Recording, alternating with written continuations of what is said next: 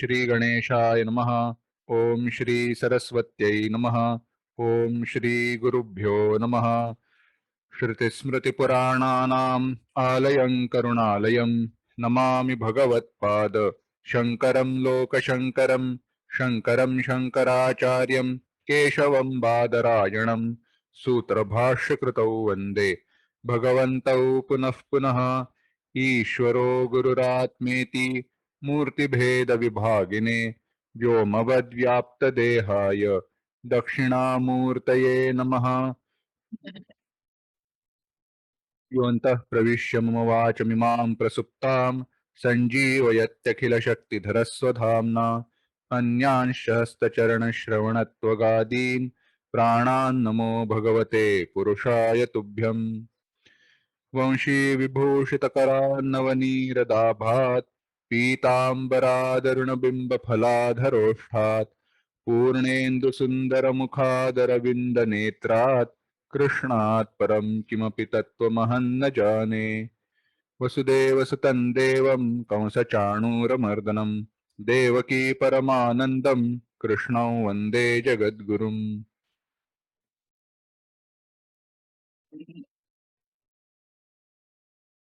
7वें अध्याय का हम चिंतन देख रहे हैं। आज के चिंतन को शुरुआत करने से पहले चौथे श्लोक से लेके 9वें श्लोक तक एक साथ पढ़ेंगे। भूमिरापो नलो वायुः खं मनो बुद्धिरेव च अहंकार इतीयं मे भिन्ना प्रकृतिरष्टधा। अपरेयमितस्त्वन्यां प्रकृतिं विद्धि मे परां जीवभूतां महाबाहो ययेदं धार्यते जगत्। एतद्योनीनि भूतानि सर्वाणीत्युपधारय अहं कृत्स्नस्य जगतः प्रभवः प्रलयस्तथा मत्तः परतरं नान्यत् किंचिदस्ति धनंजय। मयि सर्वमिदं प्रोतं सूत्रे मणिगणा इव रसोऽहमप्सु कौन्तेय प्रभास्मि शशिसूर्ययोः प्रणवः सर्ववेदेषु शब्दः खे पौरुषं नृषु। पुण्यो गन्धः पृथिव्याञ्च तेजश्चास्मि विभावसौ जीवनं सर्वभूतेषु तपश्चास्मि तपस्विषु।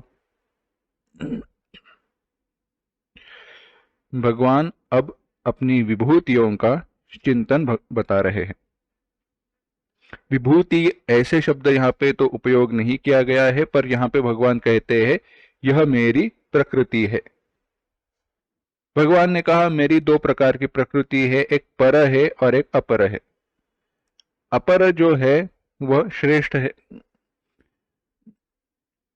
जहां पे कैसे कहा, अपरेयमितस्त्वन्याम प्रकृतिम विद्धि में पराम।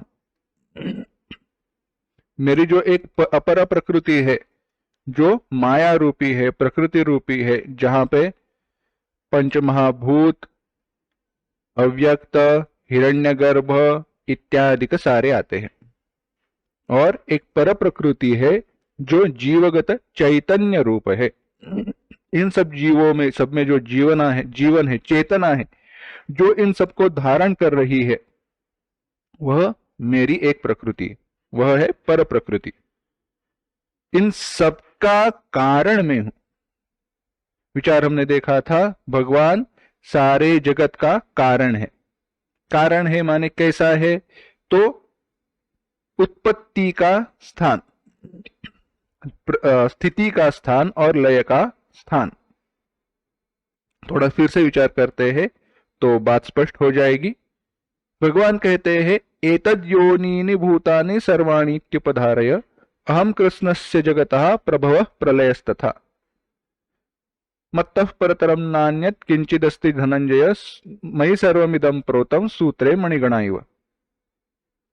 उदाहरण ऐसे है कि मणि बनाया है। किसके मणि है? सोने के मणि है। और सोने के मणि में सोने का जो धागा है वह गुत्था हुआ है। अब बात ऐसी है, वह सब मणि जो है सोने का, वह किसके कारण है? मणि की जो स्थिति है वह सोने के कारण है। 3 नियम बताते हैं हमारे गुरुजी स्वामी चिन्मयानंद जी, बड़ी सुंदरता से ऐसे 3 नियम बताया करते थे। यह 3 नियम ध्यान में रखो तो बात एकदम स्पष्ट हो जाएगी। वह कहते हैं हर कोई परिणाम के लिए, यह उपनिषदों की बात है, हर कोई परिणाम के लिए कोई ना कोई कारण रहता है। हर कोई कार्य के लिए कोई ना कोई कारण रहता है। कार्य माने परिणाम में इसके लिए बता रहा हूं कि परिणाम यह शब्द आसानी से समझ में आता है। कार्य माने इफेक्ट, कारण माने कॉज। सोने के गहने, जो अंगूठी हो, गले की माला हो, कोई भी हो, आभूषण जो है वह है परिणाम। उनमें कोई तो बदल हुआ है, कुछ बदल हुआ है और उनको एक रंग रूप आकार प्राप्त हुआ है, तो वह है परिणाम या सोने का कार्य। परंतु सिर्फ आप अगर सोना कहो तो क्या सोने को कोई रंग, कोई रूप वगैरह है, कोई आकार है? नहीं है। वो सोना जो है वह है कारण। अब इस जोड़ी में, कारण और कार्य में, आप अब विचार करते जाओ। हर कोई परिणाम के लिए कार्य रहता है। हर कोई परिणाम कार्य के लिए कारण आवश्यक है। कारण के बिना कार्य हो नहीं सकता। अगर कारण के बिना कार्य होता तो हवाई में से मैं सोना बना लेता और पैसे कमा लेता। कोई कारण नहीं, आवश्यकता नहीं है ना, बिना कारण के सोना बनाओ, बेचो, पैसे कमाओ। ऐसे तो संभव है नहीं। कभी ऐसे हमें चिंता होती ही नहीं थी कि हमारे पृथ्वी पर से पेड़ पौधे नष्ट हो रहे, कारण के बिना उनको बनाओ, लगा लो। फ्यूल मतलब पेट्रोल वगैरह के दाम बढ़ रहे, क्योंकि वह कम हो रहा है। आवश्यकता नहीं है, कारण के बिना कार्य निर्माण होता है, बना दो। ऐसे कभी नहीं होता। हर कोई कार्य के लिए कारण आवश्यक है ही और होता ही है। तो हर कोई कार्य के लिए कारण होता है, यह हुआ पहला नियम। दूसरा नियम ऐसे है, हर कोई कार्य कारण का ही परिवर्तित रूप रहता है, परिवर्तन रहता है। हर कोई कार्य कारण का ही परिवर्तित रूप रहता है। पहले सोने को कोई एक ठीक सा आकार नहीं था,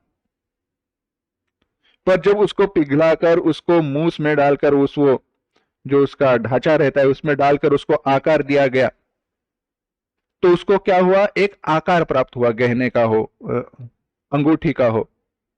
यानी हुआ ऐसे, सोना सोना ही रहा पर उसको एक नया रूप प्राप्त हुआ।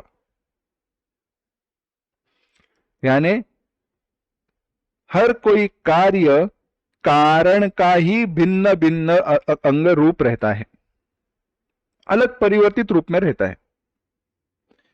और अगला विचार बताया कि कार्य में से कारण को हटा दो। अगर दैवी शक्ति आपके पास निर्माण हुई और कार्य में से अगर आप कारण को निकाल लेते हो तो कार्य कुछ भी नहीं रहता। अंगूठी है, अंगूठी में से सोना निकाल दो, क्या बचेगा? कुछ नहीं बचता, क्योंकि हर कण कण, जो भी अंगूठी का हर कण है वह ही तो सोना है। तो इसी प्रकार से सारे जगत में हर कण में जो है वह परमात्मा है। क्यों? क्योंकि सारे जगत की उत्पत्ति, स्थिति, लय परमात्मा में होती है।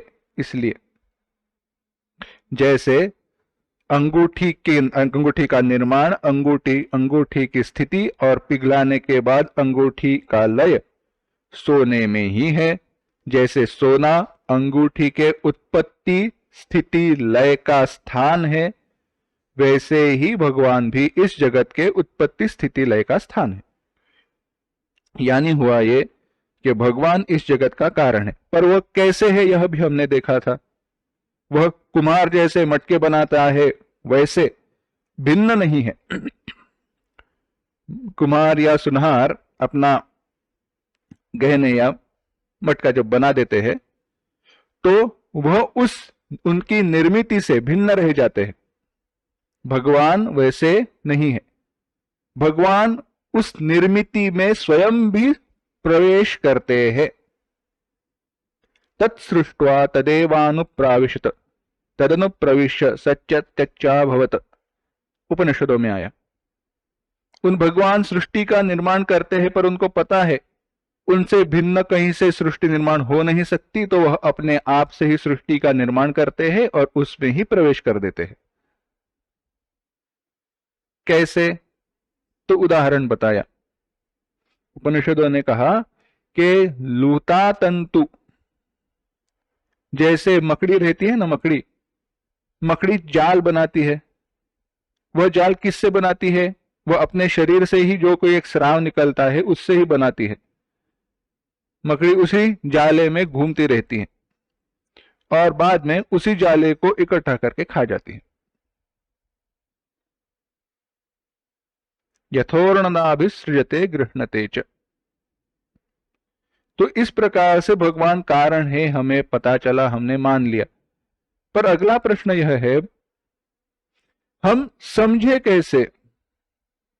देखो, ठीक विचार कर रहे हैं, ऐसे ही हम स्थित है तो समझना आसान है। क्या? कि भगवान सब जगह पर है। पर व्यवहार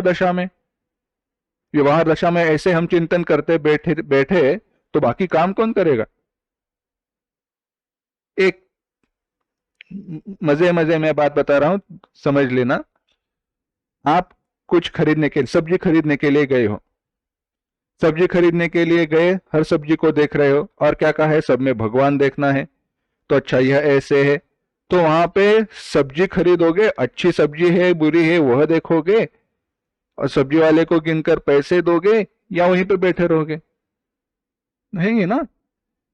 यानी हर जगह पर कोई ना कोई हमारे पास एक निर्देश होना चाहिए, कोई तो एक ऐसा लक्षण होना चाहिए कि जिस लक्षण के रूप में व्यवहार दशा में भी, व्यवहारिक रूप में भी भगवत दर्शन हमें हो सके, भगवत स्थिति का, यानी भगवान वहां पे है, यह ज्ञान हो सके। इसीलिए भिन्न भिन्न निर्देश बताए गए। कहा कि अगर पानी देखो, यहां पे पानी से यह उपलक्षण केवल पानी के लिए ही नहीं, जो भी द्रव पदार्थ है उनके लिए ले लो। पानी में भगवान किस रूप में है? तो पानी का जो रस, यह गुणधर्म है, उस रूप में भगवान है। प्रभास में शशि सूर्यो हो, शशि और सूर्य, सूर्य और चंद्रमा में जो उनकी प्रभा है, उनका जो प्रकाश है, वह प्रकाश भगवान है। कहा प्रणव सर्ववेदेषु, सारे वेदों का सार, सारे वेदों का तात्पर्य जो ओंकार है वह प्रणव है, क्योंकि उस उच्चारण को प्रणव कहा गया। प्रणव माने प्रपंच न विद्यते, प्र न व, प्रपंच न विद्यते यस्य, जिसको कोई प्रपंच ही न हो वह प्रणव है। जिसको प्रपंच स्पर्श नहीं कर सकता वह ओंकार है। इसीलिए हमारे पास ओंकार साधना का, ओंकार जप का महत्व है। इसीलिए उपासना का, उस ओंकार उपासना का महत्व इसीलिए ही है। आगे कहा शब्द खे, शब्द खे यानी आकाश है। आकाश में उसका जो गुणधर्म शब्द है वह परमात्मा है। पौरुषम नृषु, जो आकाश में सारभूत शब्द है और पुरुषों में उनका जो पौरुष है, पुरुषों में सारे जीवों में उनका जो पौरुष, पुरुषार्थ का जो सामर्थ्य है वह मैं हूं। इस प्रकार से उस पौरुष रूप मुझ ईश्वर में पुरुष पिरोए हुए है। आगे कहते हैं, हमने देखा था पुण्यो गंधम पृथ्व्याम च, पृथ्वी में जो उसका पवित्र गंध है, सुगंध है, वह मैं हूं।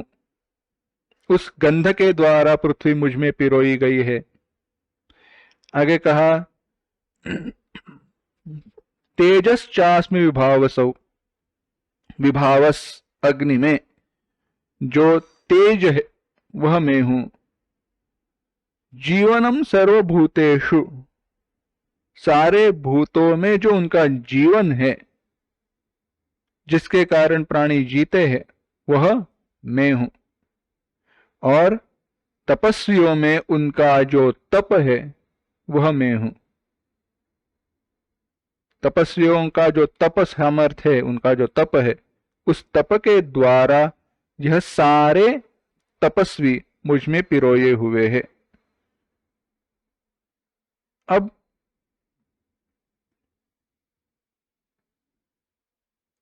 आगे भगवान कहते हैं, 10वां श्लोक देखना, बीजं मां सर्वभूतानां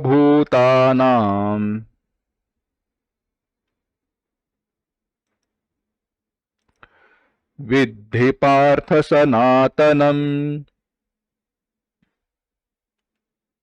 बुद्धिर्बुद्धिमतामस्मि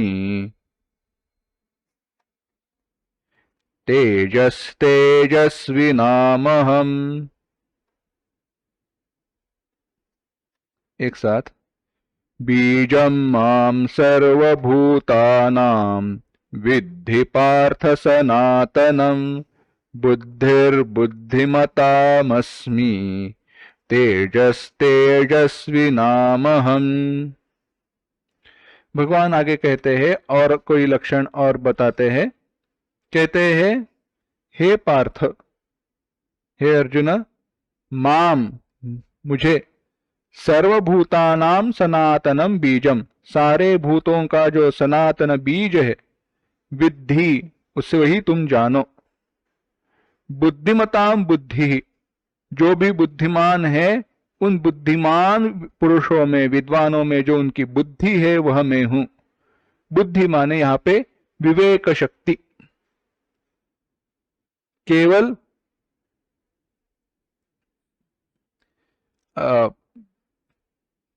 विद्वत्ता नहीं लेनी है।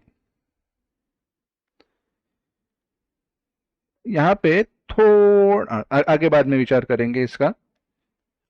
बुद्धिमतामस्मि तेजस्वी नाम तेजहा, जो तेजस्वी लोग हैं उनमें जो उनका तेज है, तेजस्वी व्यक्तियों में उनका जो तेज है वह मैं हूं। और बलवताम, जो बलवान है, हाँ, तेजस्वी नाम हम, हाँ, वो अगला श्लोक है। तो भगवान कहते हैं, जो सर्वभूतों का मैं बीज हूं, उनका जो अनादि नित्य बीज है वह मैं हूं। बुद्धि मानव में उनकी बुद्धि में हूं, और तेजस्वियों का मैं तेज हूं। यहां पे बीज माने क्या? बीज यानी उनका कारण, सारे भूतों के उत्पत्ति का जो कारण है वह मैं हूं। वह कैसा है बीज? वह सनातन है, चिरंतन है और नित्य है। सामान्यतः कैसे होता है कि सामान्यतः जब बीज का विचार किया जाता है तो काल के बाद बीज नष्ट होता है, बीज परिवर्तित होता है, पर यहां पे ऐसे नहीं है। तो कहते हैं उनका जो सनातन नित्य कारण रूप बीज है वह मैं हूं। आगे कहते हैं बुद्धिमताम, जिनके पास विवेक करने की शक्ति है, उनकी वही शक्ति विवेक बुद्धि ही मैं हूं। अब यहां पे बुद्धिमताम इसका अर्थ विवेकमताम यानी जो विवेक करने की शक्ति रखते हैं, ऐसे क्यों लिया?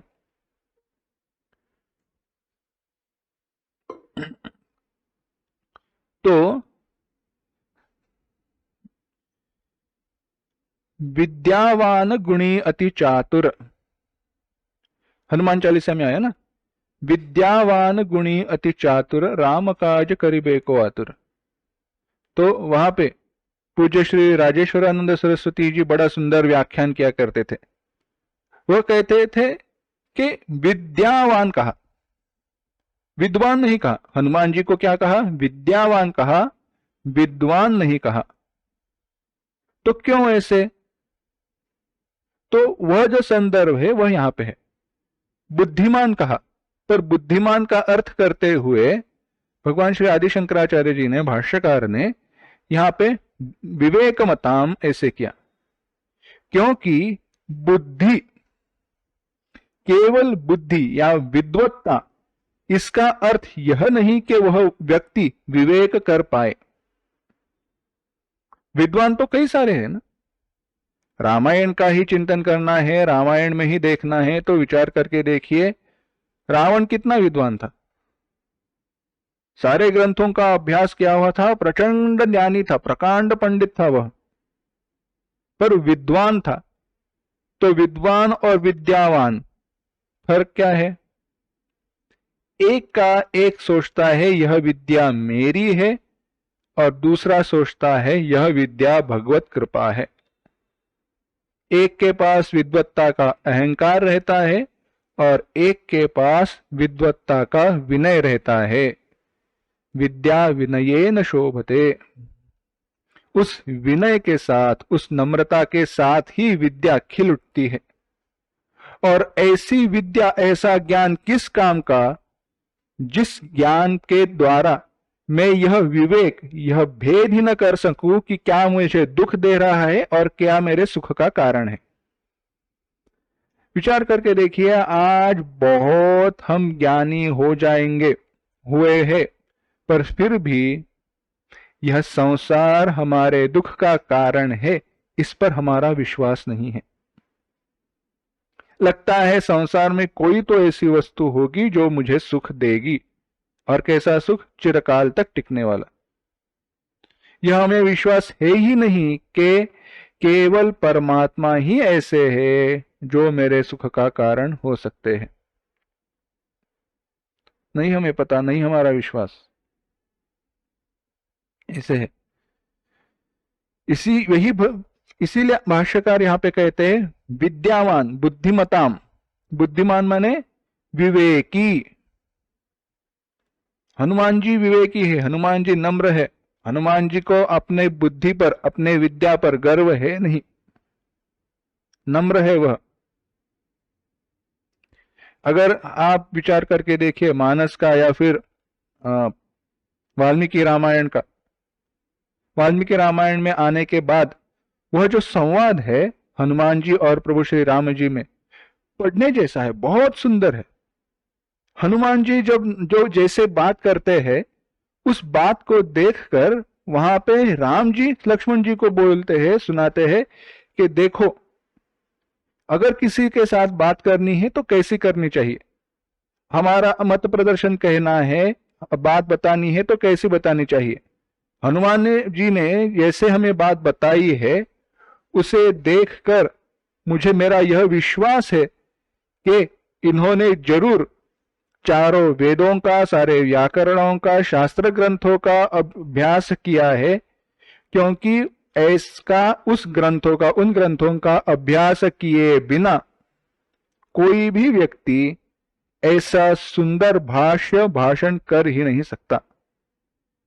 उन ग्रंथों के अभ्यास के अभाव में, विद्या के अभाव में इतना सुंदर भाषण कोई व्यक्ति कर ही नहीं सकता।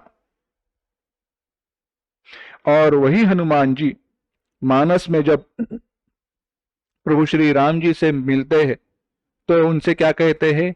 एकू में मंद मोह बस कुटिल हृदय अज्ञान, पुण्य प्रभु पावन मोहि बिसारे दीन बंधु भगवान। एकु में मंद, मैं मंद हूं, मोह बस मोहवश हुआ हूं, कुटिल हूं, कुटिल यानी टेढ़ी हृदय का हूं, अज्ञान अज्ञानी हूं, यह विनम्रता है। और इस नम्रता के कारण ही सत्य की अन्वेषणा की इच्छा होती है, क्योंकि मैंने प्राप्त किए, मैंने अपने पुरुषार्थ के द्वारा प्राप्त किए किसी भी पुरुषार्थ के द्वारा प्राप्त किए किसी भी वस्तु पर मेरा गर्व नहीं रहता। यह है बुद्धिमान।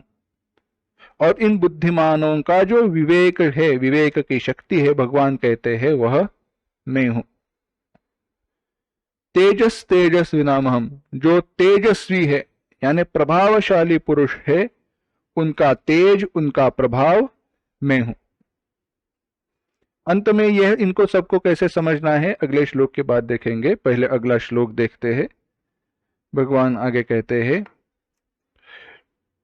बलम बलवताम चाहम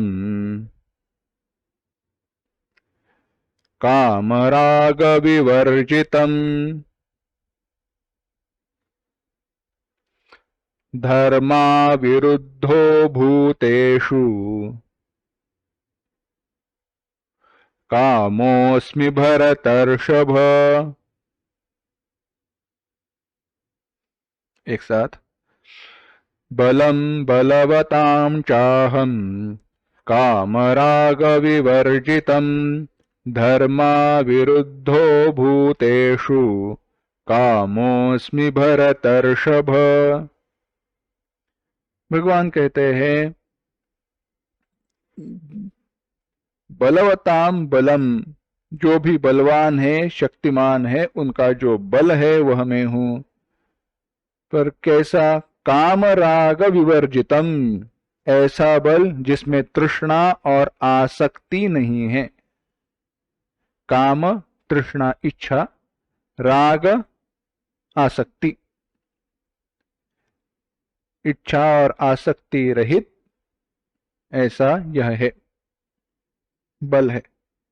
हे भरतर्षभ, हे अर्जुन, भूतेषु धर्मा विरुद्ध, ये भूतों के, इन भूतों में धर्म अविरुद्ध, धर्म से अविरुद्ध, शास्त्र के अर्थ से जो अविरुद्ध है, ऐसा काम, ऐसे उसकी विषयों की इच्छा, काम माने विषयों की इच्छा, ऐसी विषयों की इच्छा जो धर्म से अविरुद्ध है, वह इच्छा मैं हूं। भगवान कहते हैं, हे पार्थ, बलवान जो है उनका आसक्ति और तृष्णा रहित जो बल है, या आसक्ति तृष्णा रहित बलवानों का जो बल है वह मैं हूं, और धर्म से अविरुद्ध विषयोपभोग की इच्छा मैं हूं। जो काम है वह धर्म अविरुद्ध, वह मैं हूं। भगवान ने ऐसे क्यों कहा? अगर भगवान सब रूप में है, सब में है, तो शास्त्र विरुद्ध इच्छा भी भगवान होनी चाहिए। सब है ना? उसका उत्तर भगवान अगले श्लोक में देने वाले हैं। तो कैसे है? भगवान यहां पे कहते हैं, जो भी बलवानों का कामना और आसक्ति से रहित जो ओज सामर्थ्य है वह मैं हूं। तृष्णा क्या है? आसक्ति क्या है? तो कहते हैं, अप्राप्त विषयों की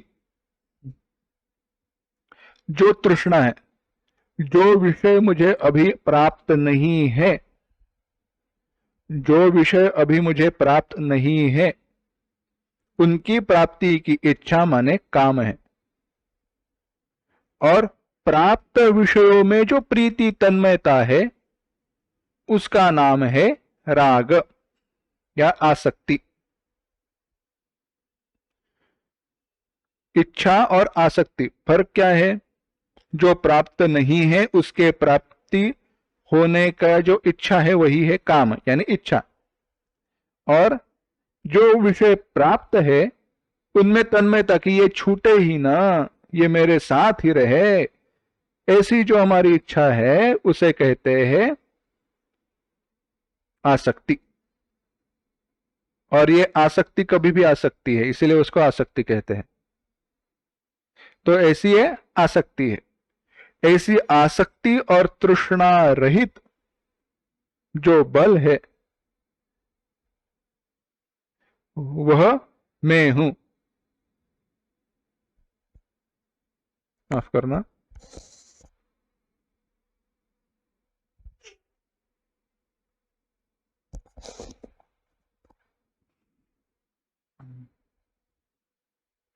तो ऐसी आसक्ति और तृष्णा रहित जो बल है वह मैं हूं। आसक्ति और तृष्णा से युक्त जो बल है सांसारिकों का, संसारी पुरुषों का, वह मैं नहीं हूं, वहां पर मैं नहीं हूं। ऐसे भगवान क्यों कहते हैं? क्या वास्तव में नहीं है? नहीं है ऐसे नहीं, पर वहां पे भगवान को देखना नहीं चाहिए। अगर हमारे चित्त को हमें शुद्ध करना है तो बुरी जगह पर भगवान को नहीं देखना। बुरे जगहों में, बुरे स्थानों में इसका अर्थ है अधर्म स्थानों में, तमस से युक्त स्थानों में भगवान को नहीं देखना चाहिए। क्या है विचार अगले श्लोक में आएगा। यहाँ पे आगे भगवान ने कहा है धर्मा विरुद्धो भूतेषु कामोस्मि भरतर्षभ। वैसे ही भगवान कहते हैं प्राणियों में जो धर्म से अविरुद्ध शास्त्रानुकूल कामना है, शास्त्र से अनुकूल जो इच्छा है, जैसे शास्त्र से अनुकूल इच्छा माने क्या? तो कहा देह धारणानुकूल व्यापार। देह धारण के लिए, यह देह टिका रहे, बना रहे, इसके लिए अन्न पान वस्त्र निवारा इत्यादि का जो इच्छा है, बेर मिनिमम, केवल कम से कम क्या आवश्यक है, उनके प्राप्ति की जो इच्छा है उसे कहते हैं, वह जो काम है, वह जो इच्छा है, वह मैं हूं। बड़ी अच्छी व्याख्या की है भगवान ने। उतनी की ही इच्छा रखो जिससे तुम्हारा शरीर बना रहे, बस वही इच्छा होनी चाहिए, बाकी कुछ नहीं। तो स्वर्ग आदि का लोगों की इच्छा, हाँ ठीक है, पकड़ लो उसको, वह भी शास्त्र से अनुकूल ही है। पर सब कहां पे भगवान स्पष्टता से है? शरीर धारण, बस उतनी इच्छा। पर ऐसा सब विचार क्यों? क्योंकि अभी तक तो बताया पुण्य गंधम पृथ्व्याम, जो पृथ्वी का जो गंध गुण है वह मैं हूं, अग्नि का तेज, अग्नि के उष्णता प्रकाश, सूर्य चंद्र का प्रकाश वह मैं हूं, यह सब बात समझ में आती है। आखिरी श्लोक में भगवान ने कहा वह वहां पर देखना कामराग विवर्जितम, जहां पे इच्छा और आसक्ति नहीं है, जो धर्म से अविरुद्ध काम है वहीं पे मैं हूं। तो ऐसे सिलेक्टिव, ऐसे चुन चुन के बात क्यों बताई? तो भगवान इसके लिए यही बताते हैं कि वहां पर ही देखना जहां पर, और देखने से, जहां देखने से आपकी आध्यात्मिक प्रगति हो, आपकी आध्यात्मिक प्रगति जिससे हो वहीं पे आप देखना भगवान को, भगवान के उसी रूप को देखना जिससे आपकी साधना में प्रगति हो। होता ऐसे है, देखो मैं आपको थोड़ा दोषपूर्ण उदाहरण है पर समझने के लिए आवश्यक है।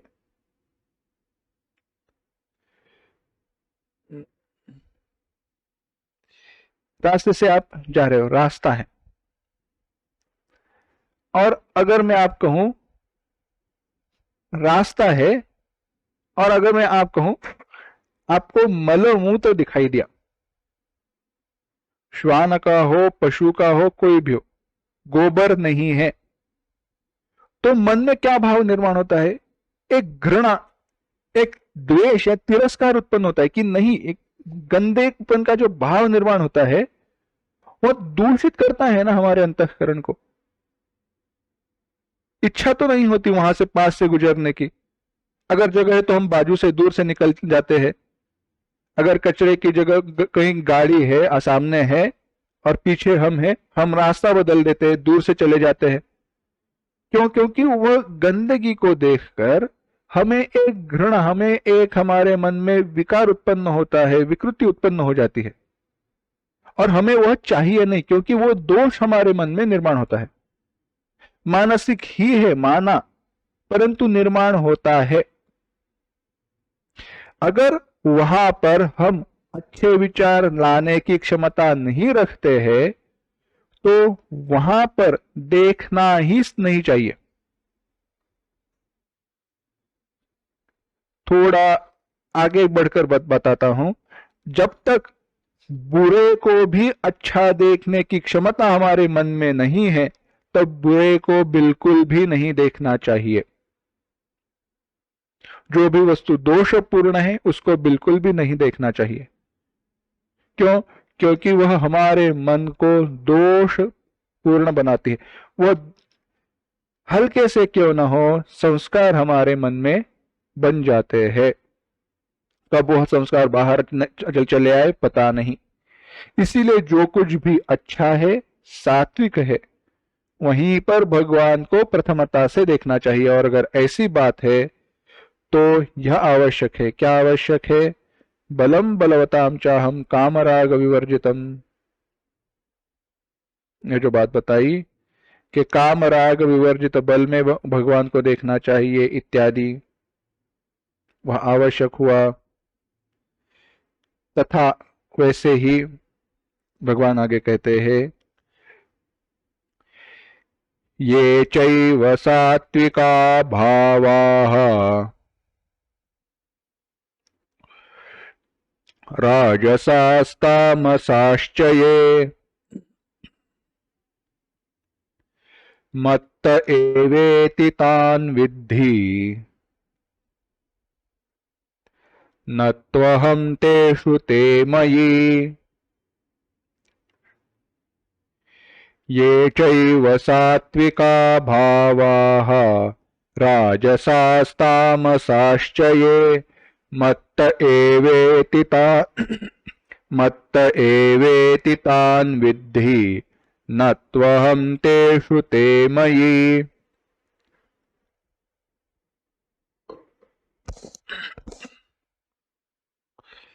भगवान कहते हैं कि और ये सात्विका भावाः, जो सात्विक पदार्थ है, सात्विक भाव है, वह राजसाः तामसाः एव भावाः। राजसिक और तामसिक जो भाव है, भाव यहां पे भावना नहीं है, भाव माने पदार्थ, वस्तुओं में निर्माण हुए विकार, वह यहाँ पे भाव है। भाव का अर्थ शास्त्र में या व्याकरण में भी देखो तो भाव का अर्थ है क्रिया। भाव का अर्थ है क्रिया। भाव का जो ये इमोशंस, यह जो अर्थ है भावना, वह गौण है। मुख्य अर्थ यहाँ पे है क्या? पदार्थ, परिणाम, विकार, वस्तुओं में, पदार्थों में निर्माण हुए विकार। तो जो ये सब राजस तामस भाव है, सात्विक भाव है, तान मत्तः एव, उनको मुझसे ही निर्माण हुए है ऐसा। इति विद्धि, ऐसे जानो। तो अहम, परंतु मैं उनमें नहीं हूं। न त्वहम तेषु ते मयि, मैं उनमें नहीं हूं, वह मुझ में नहीं है। मैं उनमें नहीं हूं, वह मुझ में नहीं है।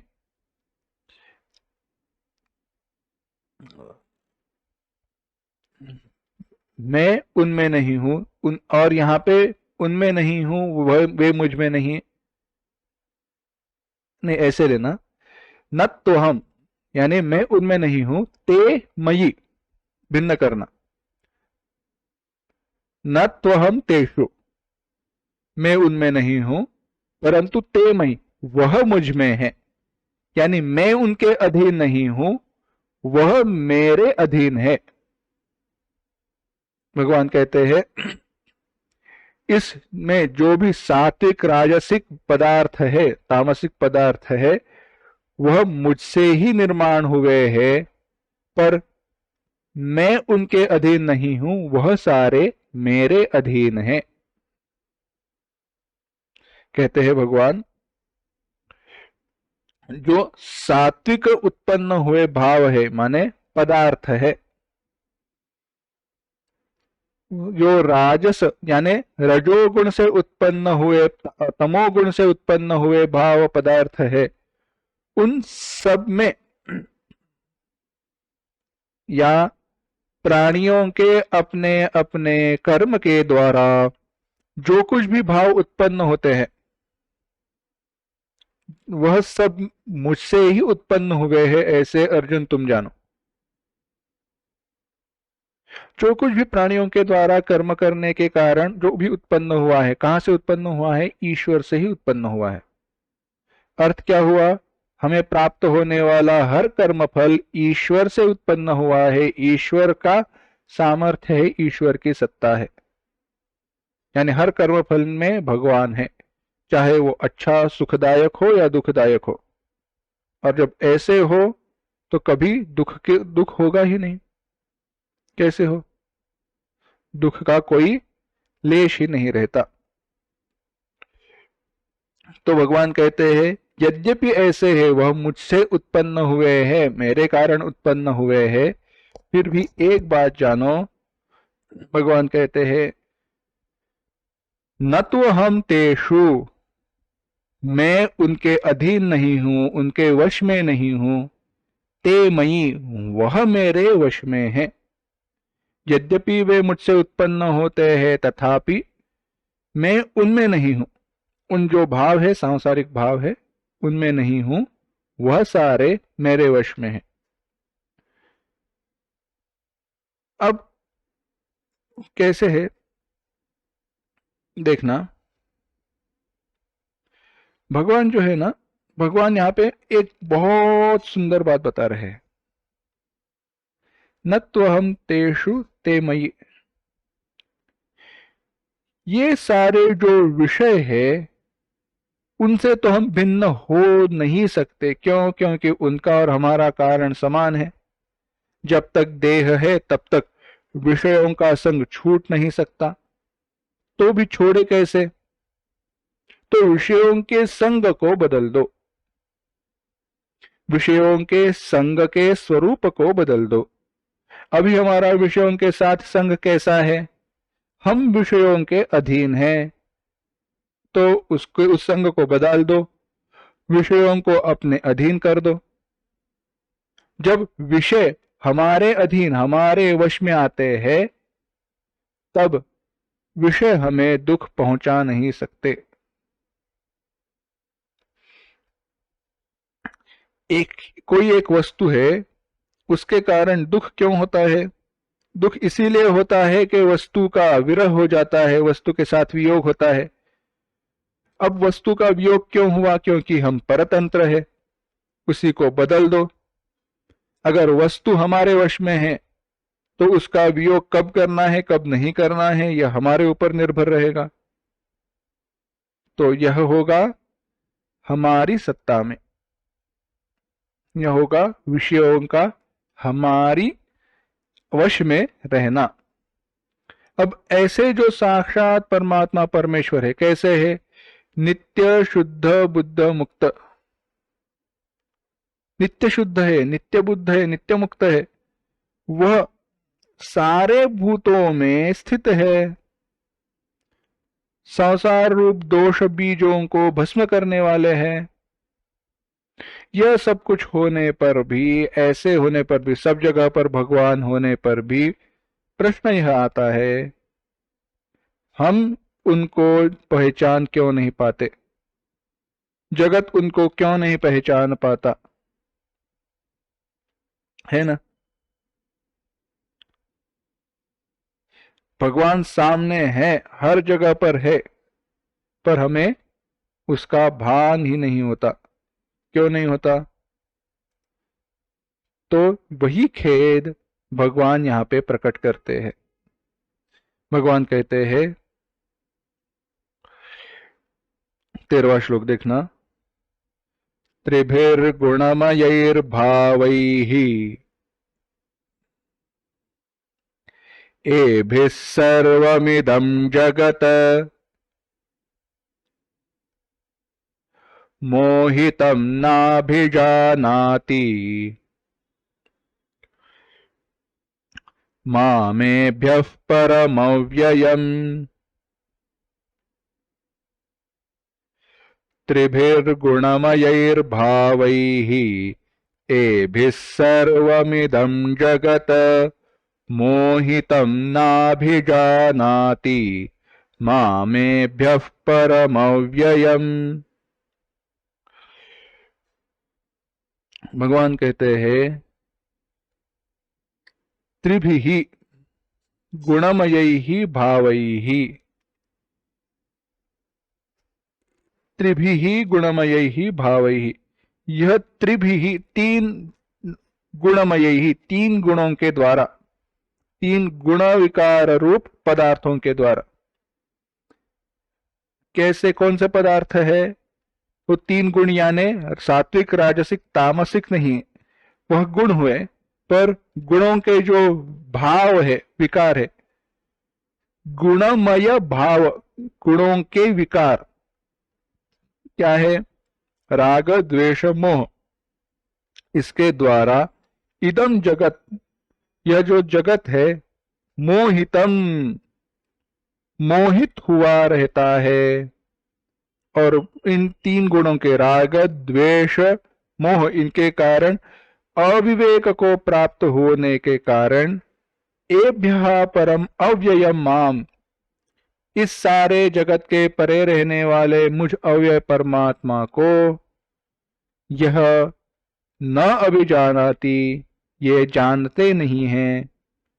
भगवान कहते हैं, यह जगत, ये तीन गुणमय, गुण विकार रूप राग, द्वेष, मोहादि के द्वारा मोहित हुआ, अविवेक से ग्रस्त हुआ रहता है। और ऐसा अविवेक से अभिभूत हुआ सा यह जगत, उस जगत के संसार से परे रहने वाले मुझ परमात्मा को नहीं जानता। देखा है हमने चिंतन, घट में है सूझो नहीं लानत ऐसी जिंद, तुलसी या संसार को भयो मोतिया बिंद। इस जगत को मोतिया बिंद हुआ है, सामने है, वस्तु दिखाई नहीं देती। किस कारण ये मोतिया बिंद? ये क्या है? नेत्र में क्या दोष उत्पन्न हुआ है? राग, द्वेष, मोहादिक यह दोष है। इस दोष के कारण ही वस्तु सामने होते हुए भी हमें दिखाई नहीं देती। इसीलिए चित्रकूट के घाट पर भी सब संतन की भीड़, तुलसीदास चंदन घिसे तिलक देत रघुबीर। कथा है ना, बड़ी सुंदर कथा है, इससे एकदम जुड़ती है। यही है विचार वहां पे। वहां से गोस्वामी तुलसीदास जी मंदाकिनी तट राम घाट पर बैठे हुए थे, आंखों से अश्रुपात हो रहा था। बड़ी सुंदर कथा है। और रो रहे थे, क्यों? भगवान का विरह हो रहा था। तो अब क्या करे? रो रहे थे, भगवान को देखा नहीं है। भगवान से, भगवान प्रकट हुए पर अपने रूप में नहीं प्रकट हुए, बालक के रूप में हुए प्रकट। उन्होंने कहा, बाबा चंदन दे दो। तुलसीदास जी ने कहा, क्यों मुझे परेशान कर रहे हो बाबा, आगे जाओ, बहुत सारे पंडा लोग बैठे, किसी और से चंदन लेना। तो बालक के रूप में हुए भगवान ने कहा, आप चाहे चंदन दे दो या ना दे दो, पहले ये तो बताओ कि आप रो क्यों रहे हो। तो उन्होंने कहा, कुछ गोस्वामी तुलसीदास जी ने कहा, क्या बताए बेटा, मुझे मेरे भगवान नहीं मिल रहे, मुझे मेरे भगवान मुझे दर्शन नहीं देते, भगवान दर्शन नहीं देते, नहीं मिलते हैं, क्या बताऊं तुझे, जाओ जाओ तुम आगे जाओ। तो भगवान ने सोचा, मिले नहीं है तो इतने रो रहे हैं, जब बाद में पता चलेगा तो और कितने रोएंगे। इसलिए उन्होंने हनुमान जी को इशारा किया कि हनुमान जी आपके शिष्य है, उनको बता दो, क्योंकि गोस्वामी तुलसीदास जी के गुरु हनुमान जी है। तो हनुमान जी वहां पे प्रकट हुए तोते के रूप में, और गोस्वामी तुलसीदास जी से कहा, अरे सामने आंख खोलकर तो देखो तुलसी, सामने स्वयं भगवान प्रकट हुए हैं। तो तुलसी क्या है, सफल करो दृग हनुमान जी, बोले बनकर तोता, श्री रघुबीर खड़े है सन्मुख, तुलसी तू क्यों रोता, सफल करो दृग हनुमान जू, बोले बनकर तोता। हनुमान जी तोता बनकर आए और उन्होंने गोस्वामी तुलसीदास जी से कहा कि आंखें खोल कर तो देखो, सामने स्वयं भगवान खड़े हैं। सामने स्वयं कौन है, सामने स्वयं भगवान है। यानी अवस्था क्या हुई है, विचार करना। भगवान सामने खड़े हैं, पर जो मोह है, उस मोह के कारण पहचान हो नहीं पा रही है। भेद देखना, क्या भगवान सामने नहीं है, नहीं है ऐसे नहीं, भगवान सामने है पर आंख पहचान नहीं कर पाती। ये इनके ही वचन है राजेश्वरानंद जी के। वह कहते थे, मुश्किलें होती है आसान बड़ी मुश्किल से, मुश्किलें होती है आसान बड़ी मुश्किल से, आदमी बनता है इंसान बड़ी मुश्किल से, ढूंढने वाले को मिल जाते हैं प्रभु है, ढूंढने वाले को मिल जाते प्रभु है, लेकिन आंख कर सकती है पहचान बड़ी मुश्किल से। हमारी बात ऐसी ही है, क्या भगवान सब जगह पर नहीं है ना? क्या भगवान हमें मूर्ति पूजा कर रहे तो भगवान सामने है, किसी व्यक्ति से मिलते हैं तो भगवान सामने है। अभी हमने देखा ट्यूबलाइट, चलो अग्नि को छोड़ दो, आजकल तो कोई दिया घर में ऐसे नहीं प्रकाश के लिए नहीं जलाता, ट्यूबलाइट को ले लो, प्रकाश तो है, सूर्य चंद्रमा प्रकाश है, देखते हैं, पर कभी हमें वहां पे भगवान भगवत दर्शन होता नहीं है। क्यों? मोह राग द्वेष, जिसका जो मल चढ़ा हुआ है हमारी आंखों पर, उसको साफ करना पड़ेगा। हम पहचान नहीं कर पाते, यह शब्द बड़े महत्वपूर्ण है। जहां पर भगवत दर्शन हो सके, वह सारी वस्तुएं, वह सब कुछ हमारे सामने है, पर वहां पे हमारी पहचान करने की जो बुद्धि की क्षमता है, वह काम नहीं करती, फंस जाती है। विचार करना, भगवान भी यहां पे खेद यही प्रकट करते हैं, मोहितम ना भी जानाती, मोहित हुए यह सारे लोग मुझ अव्यय परमात्मा को जानते नहीं है।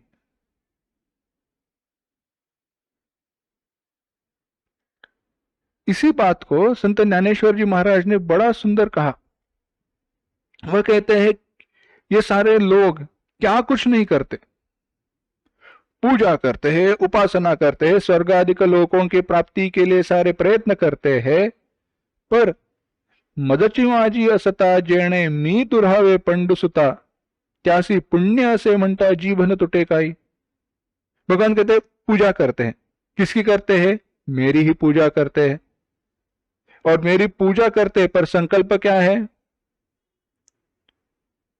सुख हो, धन मिले, गाड़ी मिले, घर अच्छा बना रहे, सब लोग खुशहाल हो, हाँ सब लोग की सेहत अच्छी रहे, और हमें खाने पीने के लिए आवश्यक पैसा मिले ऐसे कहे तो ठीक है, कि तुम्हारी भक्ति के लिए, तुम्हारी पूजा के लिए जो कोई स्वास्थ्य आवश्यक है परिवार का और मेरा, जो कुछ भी भला होना है वह तुम करो, ऐसे कहे तो ठीक है। पर कोई ना कोई विशेष निमित्त रहता है, इन सारे निमित्तों से वह पूजा करते हैं, यज्ञ याग आदि करते हैं। पुराने काल का लोग तो भगवान का पूजा किसके लिए? स्वर्ग आदि के लोकों में जाने के लिए। यानी पूजा करते हैं मेरी, पर इच्छा कोई मेरी नहीं करता। इच्छा किसकी करते हैं? स्वर्ग आदि के लोकों की। पूजा करते हैं मेरी, पर मुझे मांगने वाला कोई नहीं रहता। यानी मदरजी माझी असता, वह मुझ में मुझसे भिन्न है नहीं, पर जिसके कारण, जिस कर्म के कारण, या संगति ऐसी लगाना, पुण्य के कारण स्वर्ग में जाते हैं। पुण्य किसके कारण मिला? कर्म के कारण मिला। कर्म किसके कारण किया? मोह के कारण किया। तो जिस मोह के कारण वह यहां पे ज्ञानेश्वर जी महाराज पुण्य को निर्देश करते, जिस पुण्य के कारण लोग मुझसे दूर चले जाते हैं, क्या वह सचमुच में पुण्य है? पुण्य जो भी हमारा अच्छा कर्म है वह हमारे भगवान के पास लेकर जाएगा या भगवान से दूर लेकर जाएगा? पुण्य को तो हमें भगवान के पास लेकर जाना चाहिए, पर कभी ऐसे होते हुए दिखाई नहीं देता। क्यों? क्योंकि हमारा जो पुण्य है वह भी मोहग्रस्त है। मोहितम नाभिजानाति मामेभ्यः परमव्ययम्, ऐसी बात है। यह मोह से भरा हुआ है। इसीलिए क्या आवश्यक है? इस मोह को हटाना, दूर करना आवश्यक है। तो मोहितम नाभिजानाति मामेभ्यः परमव्ययम्, यह मोहित हुए लोग है, यह विकार शून्य, सारे गुणों से विलक्षण, अतीत ऐसे परमात्मा को, मुझको पहचान नहीं पाते। तो ऐसी जो माया है, भगवान आपकी ही तो है ना। आप कहते हो ये मुझे जानते नहीं है, समझ नहीं पाते हैं। ठीक है, माना, समझ लिया। मेरा प्रश्न बस इतना ही है, भगवान यह आपकी माया है ना? चाहे मुझ पर परिणाम कर रही हो, मैंने मांगी हुई हो, अगर मैं आपका भक्त हूं, आप मेरे भगवान हो, तो आप ही बताओ इसको दूर कैसे करना है। लेकर जाओ आप। पूछा तो भगवान अब उत्तर देते हैं, दैवी ह्येषा गुणमयी मम माया दुरत्यया मामेव ये प्रपद्यन्ते मायामेतां तरन्ति ते। दैवी ह्येषा गुणमयी मम माया दुरत्यया मामेव ये प्रपद्यन्ते मायामेतां तरन्ति ते।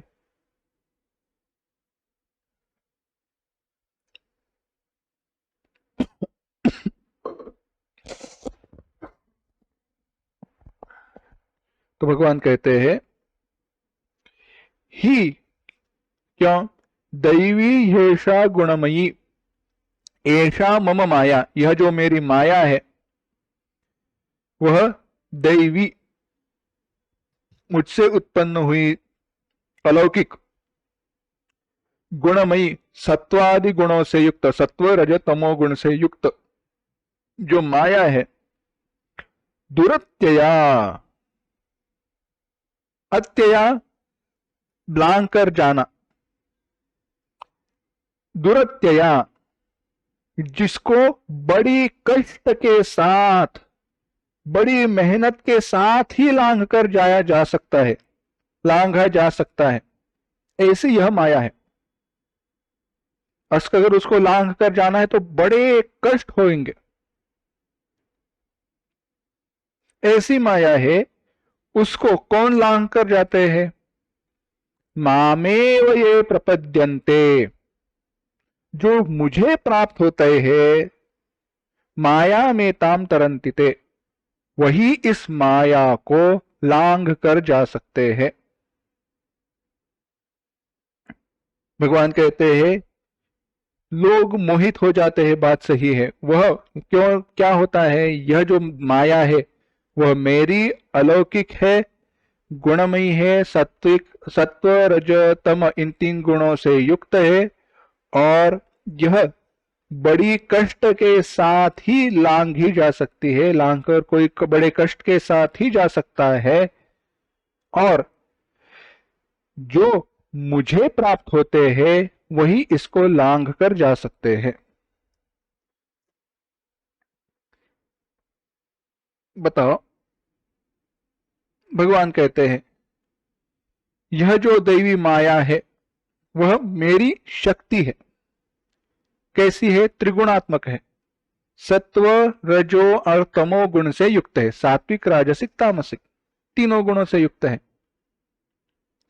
आगे कहते हैं यह दुखेन अत्ययः अतिक्रमणम यस्य, जिसको बड़ी कष्ट के साथ ही लांघ कर जाया जा सकता है, ऐसी यह माया है। बड़ी कष्ट के साथ क्यों? क्योंकि जितना हम उसको लांघ कर जाने का प्रयत्न करें उतनी ही वो बड़ी होती है। माया है कैसी ना, माया मृगजल की जैसी है, मिराज वाटर, मरुमरीचि। जब आप अगर रेगिस्तान में या अगर कहीं बाहर दोपहर के समय में जा रहे हो, शहर में तो इतना दिखाई नहीं देता, पर अगर बाहर गांव आप अगर रास्ते पर देखो तो रास्ते पर दूर पानी का आभास होता है, लगता है कि वहां पे बहुत सारा पानी है। उस पानी को लांघ कर जाने के लिए क्या करना पड़ेगा? उस पानी को लांघ कर कैसे जा सकते हो? कितने कष्ट होंगे? कैसे कष्ट? कैसे है? जितना आप उस पानी को लांघने का प्रयास करोगे बिल्कुल लांघ नहीं पाओगे, क्योंकि जो पानी है ही नहीं उसको लांघने का आप प्रयास कर रहे हो ना। दूसरा निजी उदाहरण लेते हैं, शायद बताया रहेगा। कोई भी स्फटिक ले लो, कोई भी स्फटिक ले लो, कोई भी एक जेम क्रिस्टल ले लो, उसको लाल रंग के कपड़े पर रख दो। अब उसका रंग कैसा हुआ? रंग क्या हुआ? उसका रंग हुआ लाल।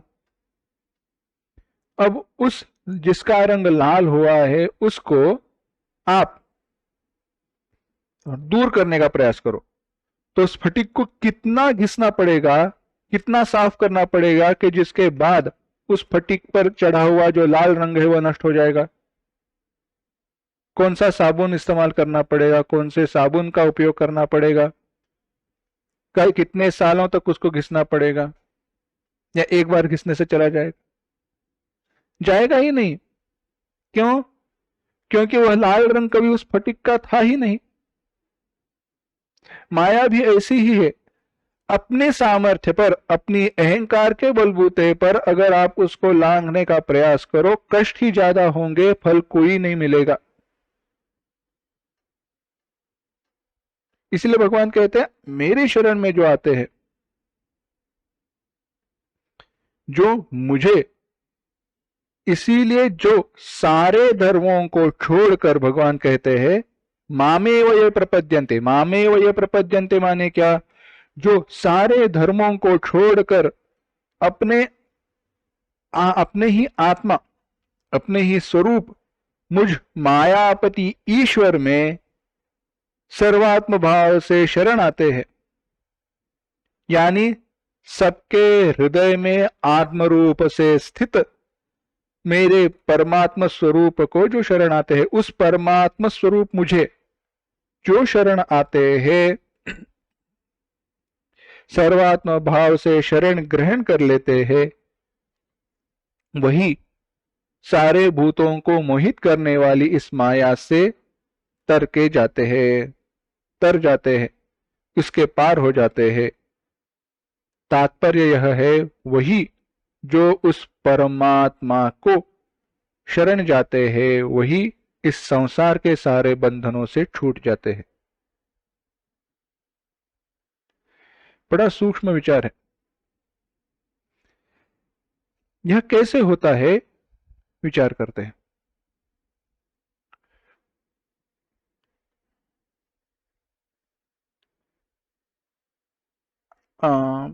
उदाहरण ऐसे समझना, चलो। अब आप ये आजकल एक वर्चुअल रियलिटी करके आया है। वर्चुअल रियलिटी माने क्या है, आपके चेहरे पर एक गॉगल बड़ा सा लगाया जाता है, और जब वह गॉगल आपके चेहरे पर, आंखों पे लगाया जाता है, तो उसमें जो भी दिखाई देता है आपको लगता है आप उस जगह पर ही हो। यानी जंगल वगैरह का चित्र दिखाई देता है, लगता है कि आप सचमुच में जंगल में हो। यानी लगता है ऐसे, अब क्या लगने लगा कि हम जंगल में हैं।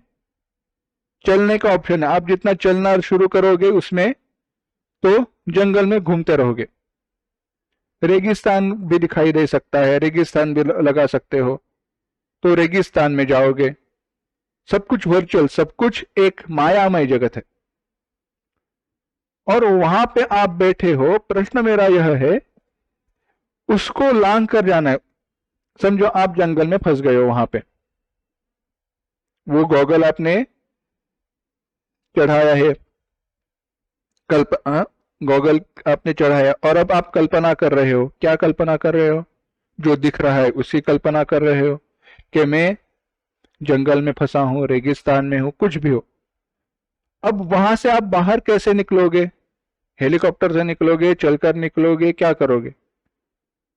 अगर वहां से बाहर निकलना है तो जहां से वह उत्पन्न हुई उसके पास जाना चाहिए। यानी क्या, उस गॉगल को निकाल दो तो ही दूर हो जाएगा। इसी प्रकार से जहां से माया उत्पन्न हुई वहीं पे हमें जाना पड़ेगा। और माया कहां से उत्पन्न हुई? माया परमात्मा से उत्पन्न हुई है, इसीलिए परमात्मा को शरण जाना पड़ेगा। यह हुआ एक दृष्टांत रूप। सिद्धांत क्या है? माया का स्वरूप है अज्ञान, और अज्ञान को नष्ट करने के लिए आवश्यक ज्ञान ही है। केवल और केवल ज्ञान के द्वारा ही अज्ञान नष्ट हो सकता है। और अगर अज्ञान को नष्ट करना है तो अज्ञान जिसका स्वरूप है उसके पास जाना पड़ेगा। और अज्ञान किसका स्वरूप है? ज्ञान किसका स्वरूप है? ज्ञान परमात्मा का स्वरूप, ज्ञान स्वरूप है परमात्मा। तो परमात्मा की शरण में हमें जाना पड़ेगा, जिसके कारण यह माया का प्रभाव, यह संसार का बंधन नष्ट हो सकता है। तो अब प्रश्न निर्माण होता है, भगवान इतनी आसान बात है, इस सांसारिक बंधनों से छूटने के लिए केवल और केवल आपके शरण में आना पड़ेगा। केवल आपके शरण आने का बस अवसर, बस आपके शरण में आए और माया से तर गए, लांग कर गए। अगर ऐसी बात है तो यह सारे जीव, यह सारे मनुष्य आपकी शरण क्यों नहीं लेते? है ना? अगर इतनी आसान बात है, इतना आसान सा उत्तर है प्रश्न का, तो यह सारे लोग आपकी शरण में क्यों नहीं आते हैं? तो भगवान कहते हैं, न मां दुष्कृतिनो मूढ़ाः प्रपद्यन्ते नराधमाः माययापहृतज्ञानाः आसुरं भावमाश्रिताः। एक साथ, न मां दुष्कृतिनो मूढ़ाः प्रपद्यन्ते नराधमाः माययापहृतज्ञानाः आसुरं भावमाश्रिताः। भगवान कहते हैं, माम दुष्कृतिनः मूढ़ाः नराधमाः न प्रपद्यन्ते, मुझ परमात्मा को दुष्कृतिनः दुराचरण करने वाले, दुराचारी, मूढ़ाः जो अविवेकी है वह, माया अपहृत ज्ञानाः माया के कारण जिसका ज्ञान, जिनके ज्ञान का अपहार किया गया है,